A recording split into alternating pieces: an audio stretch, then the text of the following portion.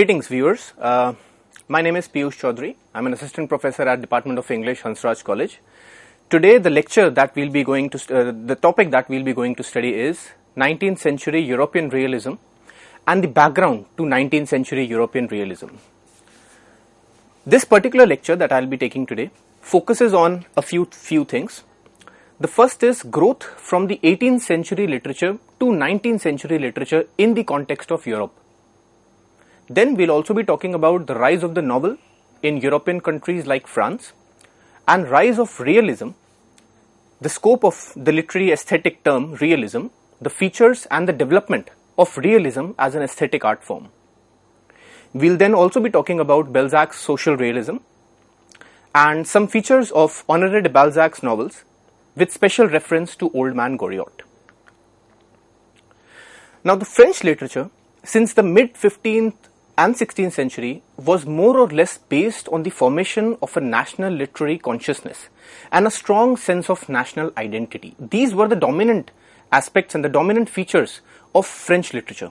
But later on, the effects of classicism, enlightenment and romanticism ultimately leads us to the 19th century in French literature where things begin to change. So that sense of strong national literary consciousness and the sense of national identity starts to change with the onslaught of, with the effect of classicism, enlightenment and romanticism. Now, when 19th century Britain takes an industrial turn, as evident in the works of Dickens and Thackeray and several other Victorian writers, the 19th century France and other parts of Europe take a more inwards turn towards realism and naturalism. So during this century, the 19th century, realism and naturalism becomes the dominant mode of aesthetics in 19th century Europe, not just in France but in entire Europe. And aesthetics, and we'll be talking about aesthetics in a short while, aesthetics play a vital role in 19th century European literature. Now how is French Revolution represented in literature in England and in France? So let's try to see the difference between them. At the time when Romanticism and industrialization had taken a strong hold in England, in France at that time the economy was still agriculture based and peasantry was the major means of living in France. And by the mid-19th century, almost half population in England lived in towns, but only a very small fraction of population lived in towns in France. In France, population came to the cities later on, rather in the 20th century and not in the 19th century like in Britain. Therefore, the French writers do not see industrial revolution the way English writers did. Rather, the French realists saw the economic consequence of French Revolution on society, as we see in the case of Honoré de Balzac. Therefore, realism as a key literary term, as an aesthetic term, has to be understood in terms of industrial capitalism as well. Now, the 18th century literature and the neoclassical age, as we all know, the neoclassical age was about imitation of the classics, bringing back the classics. Then this view changed. This was the view in the 18th century, but this view changed and individual feelings, expressions and subjectivities were becoming more important carriers of literary thought and output. Therefore, realism became the dominant form of aesthetics in the first half of the 19th century. Now, György Lukács, the Hungarian Marxist philosopher and a very prominent literary critic, in his book, the name of his book is Studies in European Realism. So he said that Balzac's novels shows the underlying forces of social change. And for Lukács, the novels reflected a total social reality. For him, the greatness of the novels of, say, Walter Scott and Honoré de Balzac, undoubtedly, and even Leo Tolstoy, was based on their depiction of the underlying forces of social change and not just superficial descriptions of surroundings. Now, we'll be talking briefly about Balzac's own social realism, which I call Balzac's social realism, and we'll also be seeing how his realism is slightly different from the other modes of realistic expression and artistic thought. So in his novels, Balzac highlights social realism But this is shown by him by highlighting the various characters' social consciousness and their place in society. This is the difference between Balzac's social realism and other forms of social realism. Balzac showed the defeat of the aristocracy and the landed gentry and the nobility with their fading values and their dwindling economic strength. This is evident in the fortunes of Madame de Restaud and Madame de Nucingen's families, the two daughters of Goriot, and their degraded values, their shrinking fortunes. So this is the higher level of social realism that Balzac operates in. Now, again, according to the famous Marxist critic Georgy Lukács, and I'm quoting him from his book Studies in European Realism, and I'm quoting him, "It is this quality of Balzacian realism, the fact that it is solidly based on correctly interpreted social existence, that makes Balzac an unsurpassed master in depicting the great intellectual and spiritual forces which form all human ideologies." Unquote. Again, in his letter to Stendhal, Balzac's contemporary, Balzac has said, and I'm once more quoting Balzac himself, he says, "I don't believe that it is possible to depict modern society by the methods of the 17th century and 18th century literature. I think pictures, images, descriptions, the use of dramatic elements of dialogue are indispensable to the modern writers." Unquote. Now, these are the elements. So when Balzac wrote this letter to Stendhal, these are the basic elements that Balzac uses in writing his works. So he is also ushering in a new era of French literature. Pictures, images, descriptions, the use of dramatic elements of dialogue. These were the different aspects of Balzacian literature. And then, not here, Balzac, however, goes a step further and he brings in his unique social realism, which we just now discussed. This is the key, distinctive, unique feature of Balzac's aesthetic and his realist project, which he exemplifies most perfectly in Old Man Goriot, the novel that we'll be discussing shortly. Now, Balzac's realism is not just a realism which shows the details of a picturesque scenery or scenes from provincial lives, but rather he is trying to show the various social forces which drive French society. This is a very important term. He is trying to show the social forces which drive French society. Balzac delineates and creates his characters as those set in motion by social forces. His characters are the product of their age. For example, in Old Man Goriot, we have Eugene Rastinag and Vautrin. So this social force, the various social forces which keeps going on, which affects our immediate surroundings, which affects our response to our immediate surroundings, these social forces Balzac attempts to successfully capture in several of his works, in almost all of his works. Now, Balzac also shows the individuality of these various characters. He shows the individuality of each and every character that is there in the novel, but he also shows the social forces which make these characters what they actually are. This is why Georgy Lukács says that Balzac's realism, and I'm quoting him again, a search for that deeper essence of reality. Balzac's realism is a search for that deeper essence of reality that is hidden under the surface. And Lukács says this, I'm quoting this from his book Studies in European Realism. Now, there is another very prominent critic.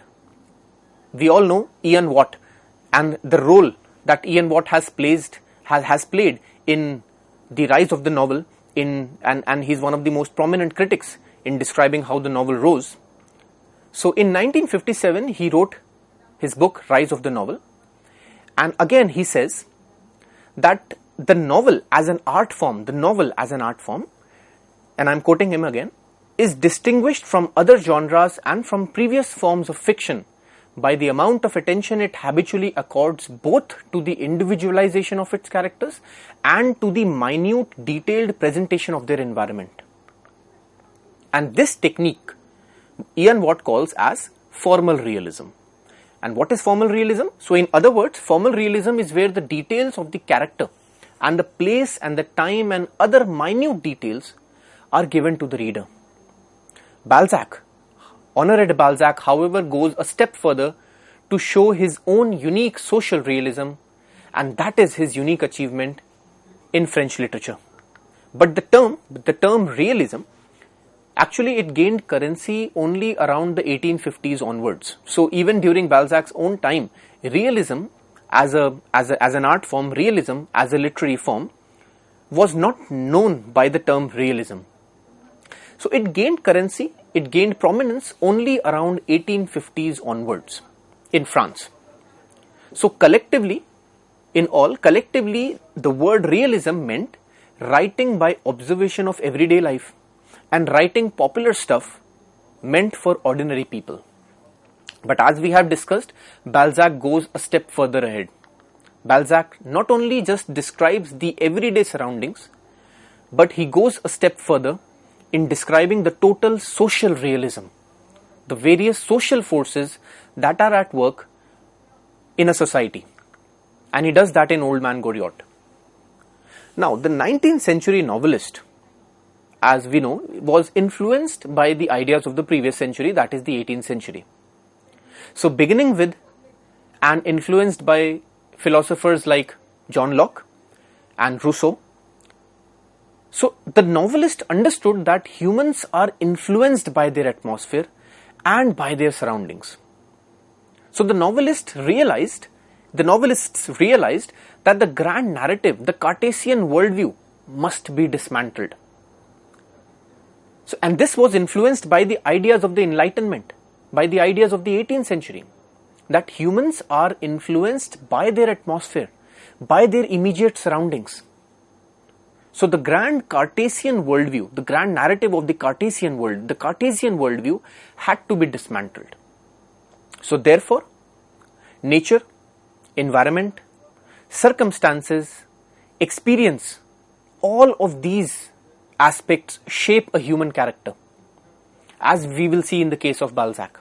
So the nature, the environment in which a human being is living, the circumstances around him, and the experiences that a human being actually goes through, all of these things shape a human character. And all these ideas were equally responsible for leading up to the French Revolution. And after the French Revolution, even after the French Revolution, if we talk about the French Revolution, in the 19th century, there were two categories which became important cultural issues. Two very important categories which became extremely important in a society. The first was class, and the second was money.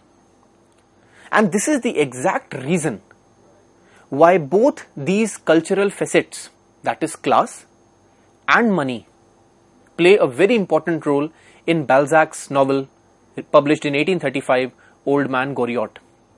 So the effects of the French Revolution were definitely, the effects of the French Revolution led to this changing aspect and changing literary thought and artistic expression. So the effects of the French Revolution were such that class and money became very important.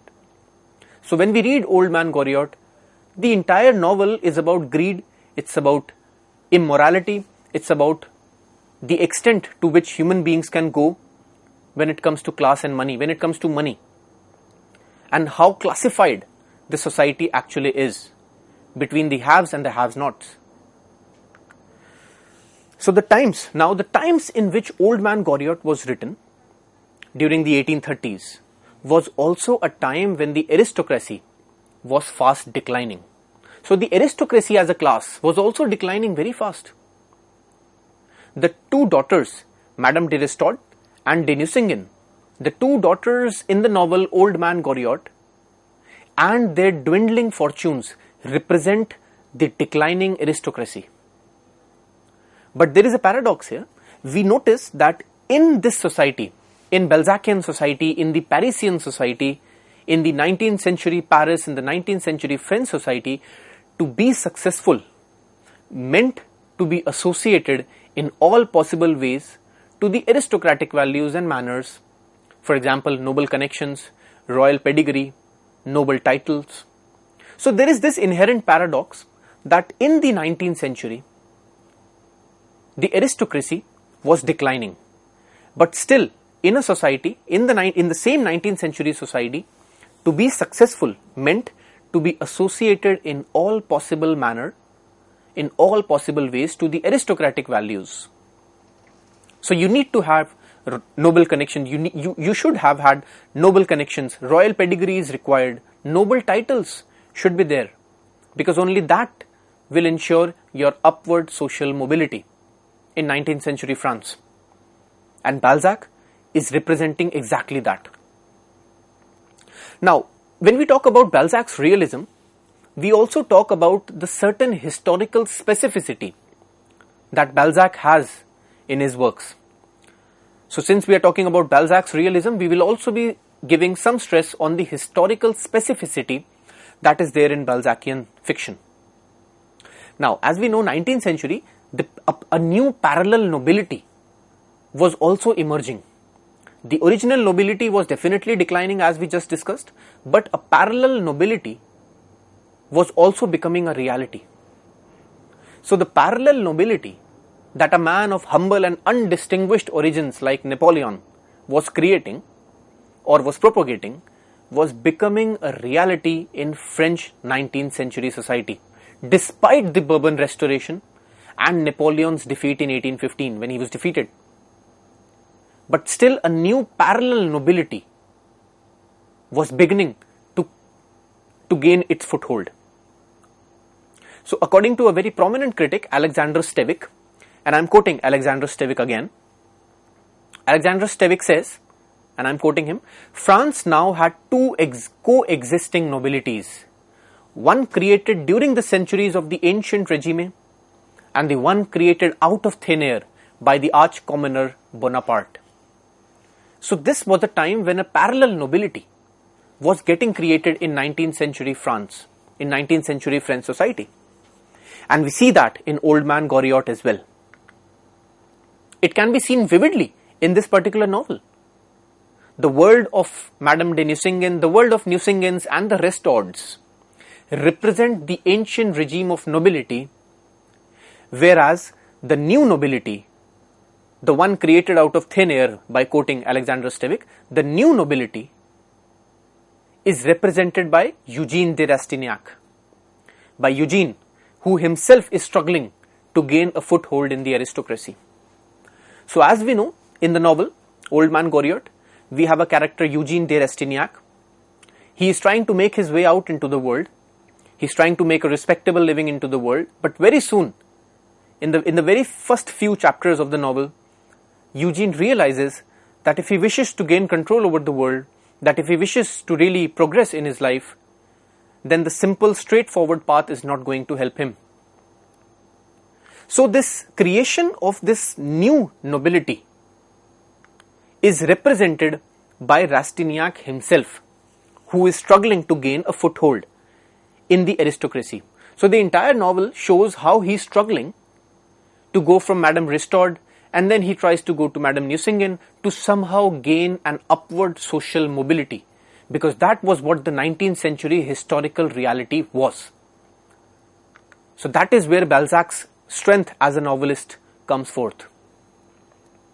Now the tussle for power and legitimacy between these two nobilities is clearly visible in the struggle by Rastignac to enter the high-class Parisian society.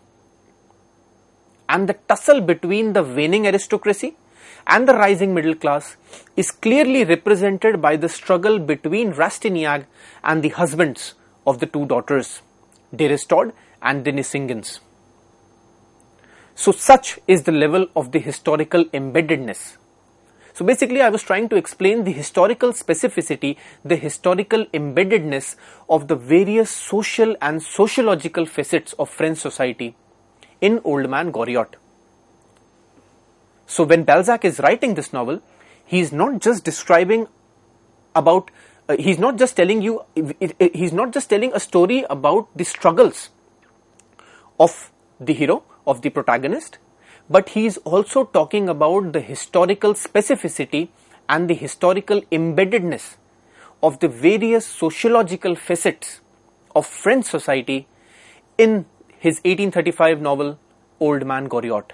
So such is the historical embeddedness and the historical specificity of his work. Now in the 19th century French novel, we notice this historical specificity, and then there is also a tendency to include the history of the times. Secondly, there is also a tendency to show physical details in a plot, and Balzac clearly exemplifies this. So Balzac, what he does is, in his novels, he writes about the details of whatever he is observing, and he does that in a much more painstaking manner. He goes deep into the details. He is almost chronicling the events and the daily rush of the everyday life. And at this point of time, in the 19th century, it is then that realism emerges as an aesthetic category. So there is this historical specificity, and also there is this tendency to show the physical details in a plot, in the plot of the novel, in the plot of the various stories that Balzac has written.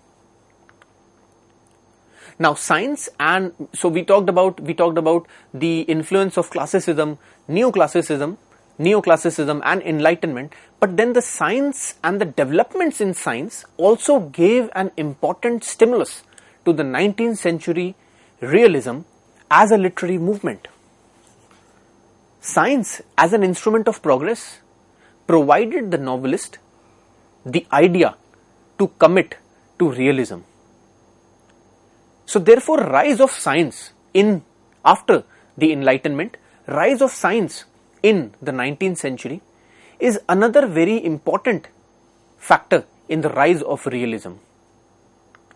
So till now, we have discussed how realism took center stage in the 19th century novel, and how the 19th century novelists like Honoré de Balzac wanted the readers to believe that he is showing them a new kind of reality. Because as we discussed, Balzac wrote about the details of whatever he observes around the physical plane in a much more painstaking manner.